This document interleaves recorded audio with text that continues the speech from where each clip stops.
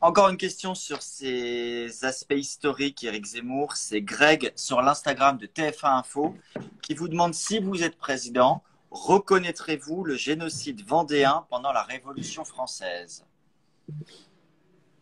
Je, Si vous voulez, il y a eu effectivement un génocide vendéen, on peut le dire ça maintenant, même si le mot n'était pas utilisé, puisque vous savez que le mot date de la fin de la Seconde Guerre mondiale pour déterminer le massacre et l'extermination des Juifs d'Europe.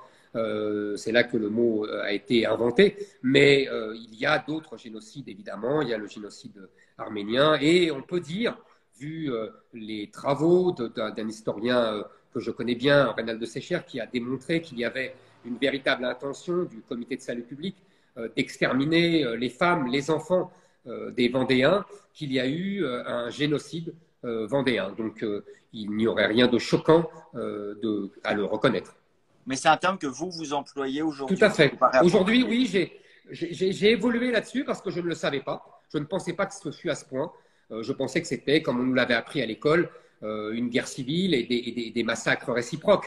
En vérité, il y a eu malheureusement plus que cela. Et il y a eu, comme je vous l'ai dit, une volonté réelle de la terreur sur Robespierre d'exterminer la population vendéenne qui résistait à la Révolution et qui voulait garder ses curés, comme on disait à l'époque. Donc oui, il y a eu, selon moi, effectivement, un génocide vendéen.